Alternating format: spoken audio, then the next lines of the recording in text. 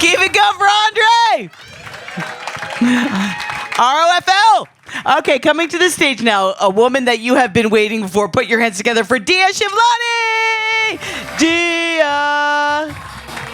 Woo!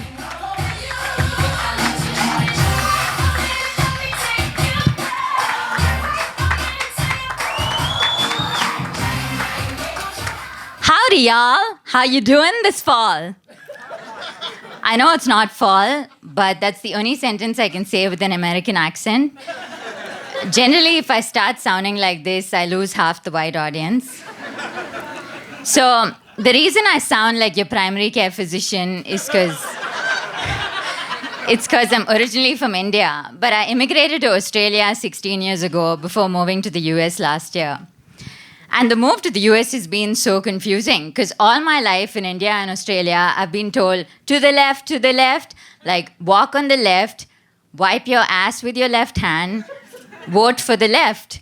So the day the election results came out here last month, I was devastated. I was like lying on the floor, curled up into a ball, crying, because that was the day I failed the California driver's license test. Like, who fails their driver's license test in their 30s? And who fails a driver's license test in LA? So I asked the driving examiner, I was like, I know everyone in America is on the right, and I'm not talking about the politics, but I drove on the right side of the road during the test, so why did I fail? And she was like, ma'am, the stop sign. And I'm like, I know. Nobody in LA actually stops at the stop sign, but I thought this is a test, so maybe I should. And then she's like, you didn't turn your signal on 100 feet before the stop sign?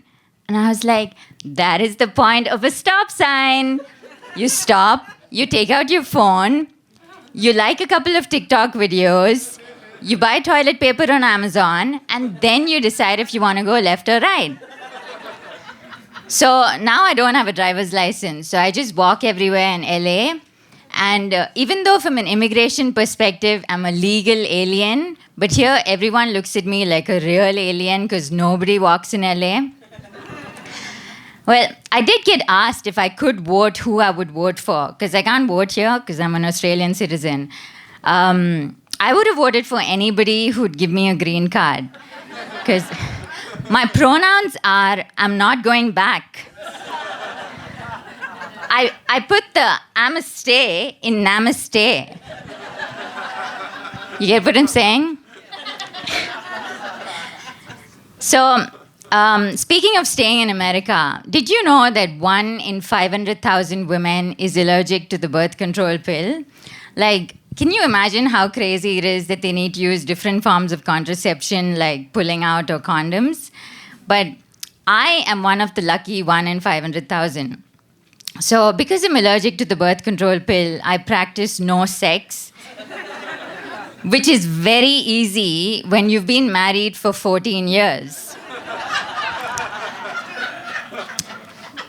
You know how when people are unemployed, they say they're between jobs? My husband and I are between intercourse. So the other day, we were deciding if we want to fuck or whether we want to do something fun. So we rearranged the utensil cupboard and then cleared out our junk mail. And then we watched Joe Biden speak at a debate in slow-mo.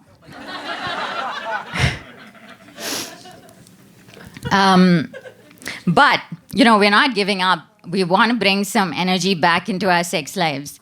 So last week, my husband came home and he brought this chain which had like beads. They started off with small beads and then they got like really big. And then he's like, hey, love, guess what I brought you? Anal beads. I thought we'll start with level 1 sex toys.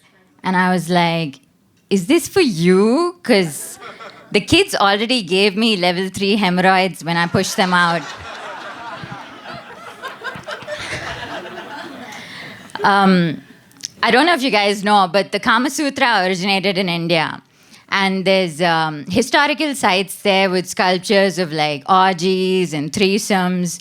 So, to keep our culture going after moving overseas, we decided to take one for the team, and we started talking about possibly having a threesome. I'm talking about me and my husband possibly having a threesome. And choosing someone, like a third person to join you in bed, feels a bit like choosing a president. Because, after 8 years of seeing the same person on top, you kind of get bored.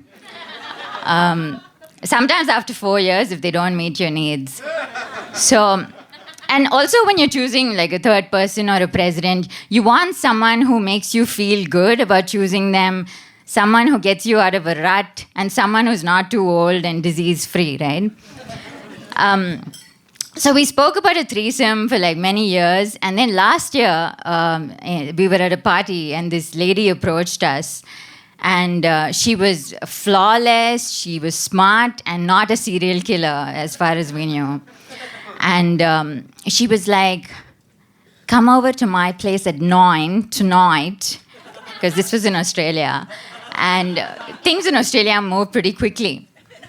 So we were like initially freaking out a bit, but then as two logical people, we opened up an Excel spreadsheet before opening up our hearts to her, and we weighed the pros and cons. And then that night, we packed our bags, said bye to our family, and took the next flight from Australia to LA, uprooting our lives so we never have to see her again. Because the one thing that all of us look for in a lover or in a president is someone who we can easily blame when things go wrong, right? Like, who cares about flawless and smart? It's like, why go with something new and full of promise when you can go with tried and tested, or in the president's case, trialed and tested? All right, that's my time. I'm Diya Shivlani.